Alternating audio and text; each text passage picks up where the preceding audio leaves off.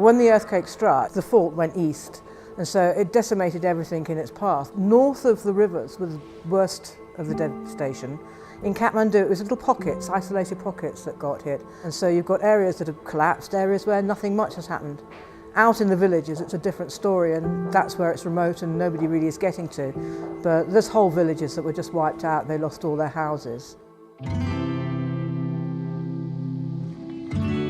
e2e is a cycling expedition, I'd like to say, from one epicentre where an earthquake hit in Nepal in 2015 to the other epicentre that hit also in 2015. I'm a director and a founder member of an organisation called Leadership Challenges. We wanted to create challenges for people that challenge people both mentally and physically, and we also wanted to support charities, and in this case working very, very closely supporting the YYY Foundation.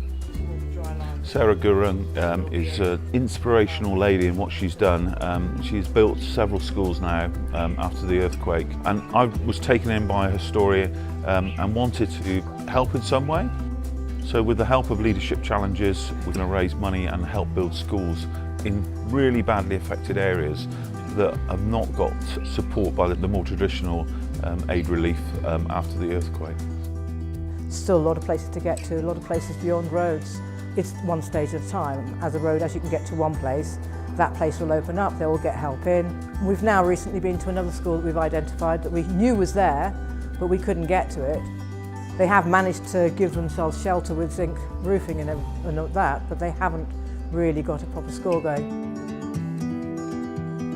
Education is vital. There's so many social issues in a country like this. They're very poor, they need to bring incomes into the villages. The only way that's going to happen is through education. I used to walk 2 hours from the house to the school. At the time I was 3 years old. It was very difficult to us. And then I used to walk 6 hours from the village to the secondary school. They will help themselves, they're very resourceful. If you give them the means, they will sort it all out themselves. You don't have to come and tell them what to do. Smile!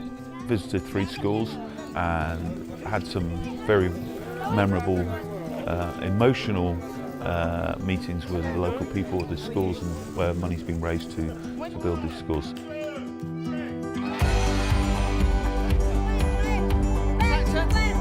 They are a people whose land has been broken by a devastating earthquake, but their spirit is definitely not broken, and they're very happy, content people.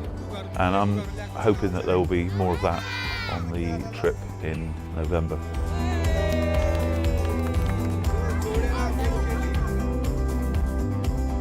From a route point of view, some of the roads have only just been created. It's about 9 days cycling, and it's about 450 kilometres of varying terrain, I would say. I'll be lying if I said it's not hilly. It is hilly, but it's absolutely beautiful. I've been absolutely taken back by the beauty of the country.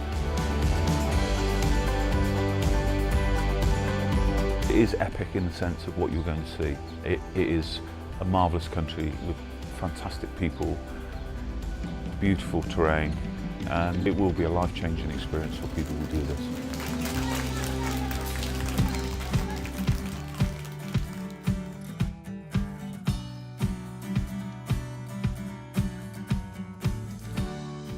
The aim of the YYY Foundation and the e2e Challenge is to help facilitate the building of schools and the provision of education in the hardest hit and remote areas of the earthquake epicentres.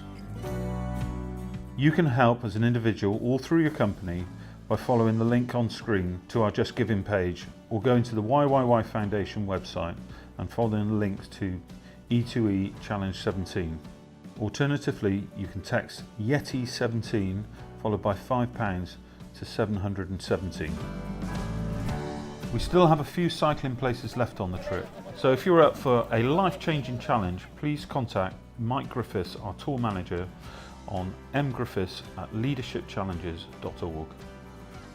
Thank you and namaste.